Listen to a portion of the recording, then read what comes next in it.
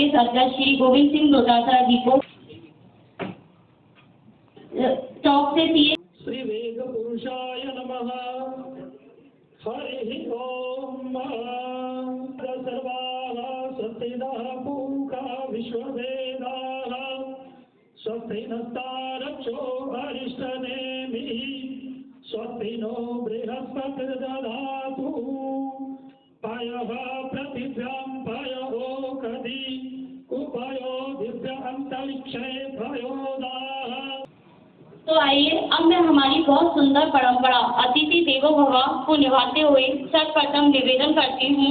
Social media पे भी आपने कोई पोस्ट किया था मैं कहा था अब मैंने सोशल मीडिया पे आज ही लिखा है कि किस प्रकार से 5 साल बाद के अंदर चुनाव नहीं हो रहे। जो राज्य निर्वाचन आयोग है उसके जो कमिश्नर हैं मधुकर गुप्ता, वो कल सार्वजनिक एक कार्यक्रम में बोले हैं कि राज्य सरकार चाहती ही नहीं कि नगर निकाय के और पंचायत राज के चुनाव कराए जाएं। इससे बड़ी तो कोई शर्म की बात सरकार के लिए हो नहीं सकती, इससे बड़ी कोई संविधान के उल्लंघन की बात कोई हो नहीं सकती कि जब एक इंडिपेंडेंट बॉडी जो चुनाव कराता है, वो चुनाव कराने वाली ये संस्था कह रही है कि बार बार बहाने बना रहे हैं, चुनाव नहीं करा रहे हैं। तो अब तो स्पष्ट हो गया, इसमें कहने की बात नहीं। और जो भारत निर्वाचन आयोग है उससे चीफ जस्टिस का हटाना, उसके बाद में जिस प्रकार से बिहार हो, पहले दिल्ली में, महाराष्ट्र में और अब बिहार में वोटों की किस तरीके से कटिंग करके और किस तरीके से फर्जी वोट अपने जुड़वाना, सही वोटों को जो बीजेपी को नहीं दे रहा है या एनडीए को नहीं दे रहा है उसको कटाना, ये एक नया ट्रेंड इन्होंने चलाया है। ईवीएम से तो सेटिंग करते ही करते थे, अब तो वोटर लिस्ट को भी सेटिंग करने लग गए।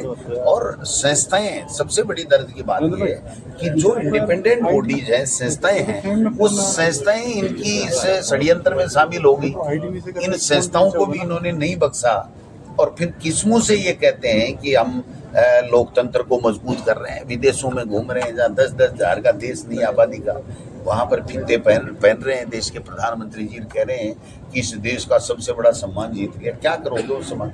आपका इस देश में, जिस देश ने के लोगों ने प्रधानमंत्री बनाया तीसरी बार, वहाँ सम्मान नहीं है तो दूसरे देशों के सम्मान का करोगे क्या?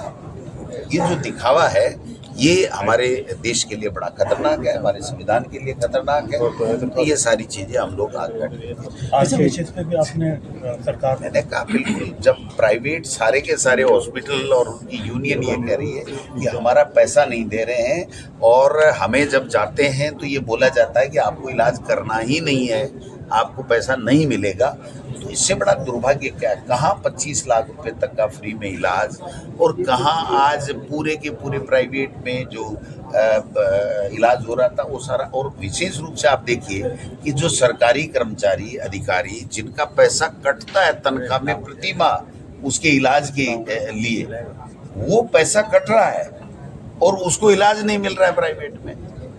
इससे बड़ा दुर्भाग्य तो कोई हो नहीं सकता। लेकिन यहाँ तो पोपा बाई का राज है, यहाँ तो कोई बोलने वाला सुनने वाला है ही नहीं। मुख्यमंत्री जी जाएंगे, भाषण ठोकेंगे, उल्टा सुल्टा, मतलब जुलाई के बाद में जून आने लग गया।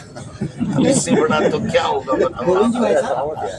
वैसे संगठन को लगातार जिलों को नया बनाया गया है, वो पुराने जिलों में कहीं न कहीं है और उसकी कार्यकारिणी भी है, उसके लोग भी सक्रिय हैं, पदाधिकारी भी सक्रिय हैं। तो ऐसा नहीं है कि उन जिलों में कार्यकारिणी नहीं है, लेकिन उनको जब अलग से बॉडी बना दी गई है तो उनकी अलग से कार्यकारिणी और उनमें अलग से एक अध्यक्ष बनाने की आवश्यकता है।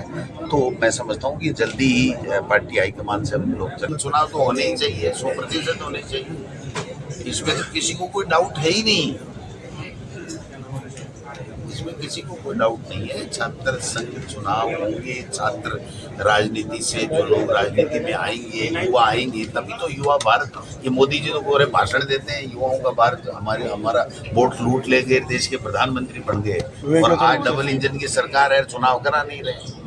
एक भाई साहब एक मामला आया है ओल्ड सिटी सीएम प्रकोष्ठ के जो आप आए हैं, तो इस संगठन कांग्रेस संगठन मजबूत करने के लिए इस तरीके से आपके साथ मिला के काम कर रहे हैं। निशाने पे भी आए देखिए, पूरे देश के अंदर राजस्थान की चिरंजीवी बीमा योजना एक पहचान बनी, जिसका निरीक्षण करने के लिए, जिसकी बारीकियां जानने के लिए गुजरात सरकार के प्रतिनिधि आए, भारत सरकार के प्रतिनिधि आए और उन्होंने इसकी अच्छाइयों को देखा और इसकी अप्रिशिएट किया।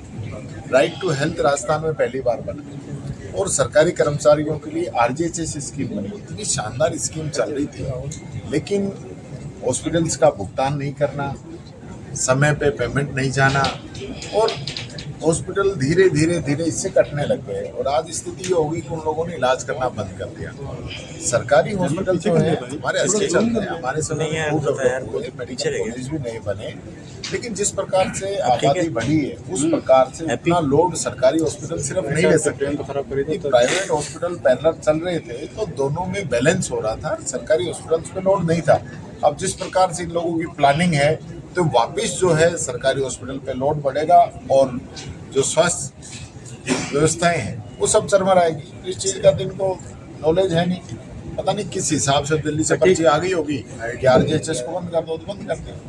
सरकार अगले सत्र में जो तरह से रहेगी, जब विधानसभा में जो हालांकि इतना टाइम नहीं लगता है, फिर भी ये तो गिराए हैं सरकार ही अपना आप सुनता है। जो जनता ने चुन के बैठाया जनता की सेवा के लिए और लगे हुए हैं खुद की सेवा करने के लिए, जनता की तो चर्चा ही नहीं है ना। आप जाके देखो, बेचारे युवा जो है वो बेरोजगार घूम रहे हैं, किसान को कोई न मदद मिल रही है और ना पेंशन तगाद गरीबों को मिल पा रही है, क्या करें? तो हालत इनकी है।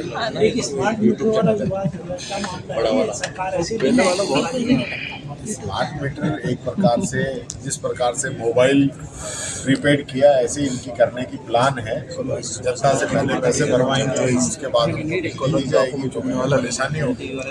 ये जो बीजेपी के नेता है कि नाटक कर रहे हैं कि सरकारी जो उनके आवास हैं उनमें मीटर लगाने का काम कर रहे हैं, तो मैं पूछना चाहूँगा इनके जो प्राइवेट घर हैं खुद के पर्सनल, उनमें कहाँ का इन्होंने स्मार्ट मीटर लगवाए, कब लगवाए, वो भी जरा बता दे तो पता चल जाए कि जनता के, क्योंकि यहाँ तो बिल सरकार भरेगी तो वहाँ तो दमादम लगवा रहे हैं, लेकिन जहाँ खुद भरना है वहाँ तो मेरे को लगता नहीं किसी ने लगवाया।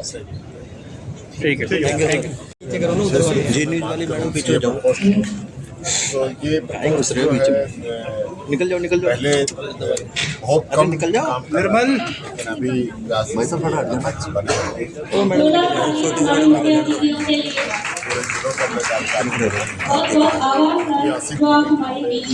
देख रहे हैं।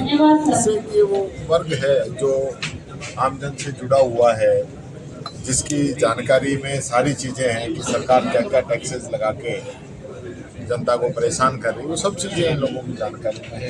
ये वर्ग हमसे जो जुड़ रहा है वो एक प्रकार से मैं समझता हूँ पार्टी की विचारधारा को मजबूत करने का काम है और पार्टी के जो काम है वो और ज़्यादा बेहतरी से जनता तक जा पाएंगे। अभी जो आपने आप सब ने इकट्ठे होगी थी, मैं आपकी पूरी टीम को और तमाम सीए साथियों को बधाई देता हूँ, मुबारकबाद देता हूँ। ऐसे समय में जिसका अभी जिक्र ललित जी कर रहे थे कि ऐसे समय में जब यहाँ सरकार नहीं है, केंद्र में सरकार नहीं है और फिर भी लोग कांग्रेस के साथ जुड़ रहे हैं, तो आपके जज्बे को सलाम है और आपकी जो पार्टी के प्रति वफादारी है उसको सलाम। मैं ये कह सकता हूँ कि जब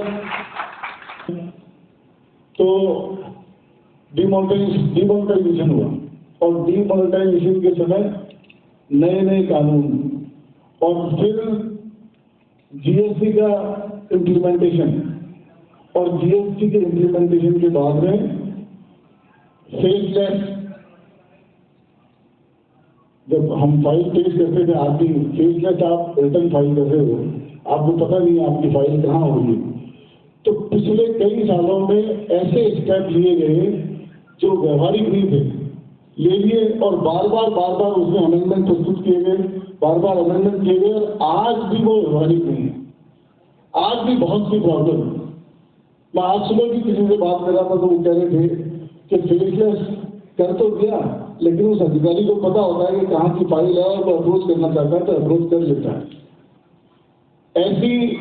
ऐसे समय के अंदर आप सब कांग्रेस के साथ जुड़े, मैं आपको दिल की गहराइयों से आपका शुक्रिया अदा करता हूँ, बधाई देता हूँ और उम्मीद करता हूँ कि आपसे न केवल पार्टी को बल्कि पूरे राजस्थान के लोगों को एक संबल मिलेगा, मजबूती मिलेगी, एक मैसेज आएगा कि राजस्थान का सीए प्रकोष्ठ कितनी मेहनत से काम कर रहा है और ऐसे ऐसे लोगों को हमारे साथ जुड़ा हुआ है।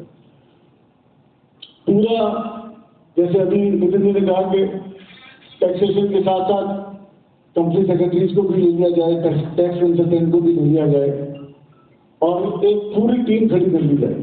मैं कह रहा हूँ कि जब फर्स्ट मीटिंग हम इतनी शानदार कर रहे हैं तो मुझे पूरी उम्मीद है कि हम आपका संगठन बहुत ग्रो करेगा और जैसी टीम आपने यहाँ बनाई है मुझे पूरा विश्वास है कि राजस्थान के हर जिले में आपकी टीम बनेगी और आपकी टीम बहुत कामयाब साबित होगी।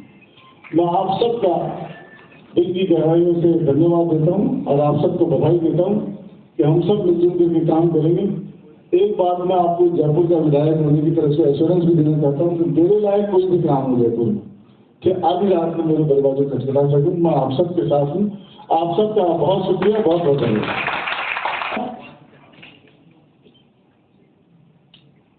अब मैं राजस्थान विधानसभा के नेता प्रतिपक्ष शांति जी संघर्ष और सेवा के प्रतीक जमीनी जुड़ाव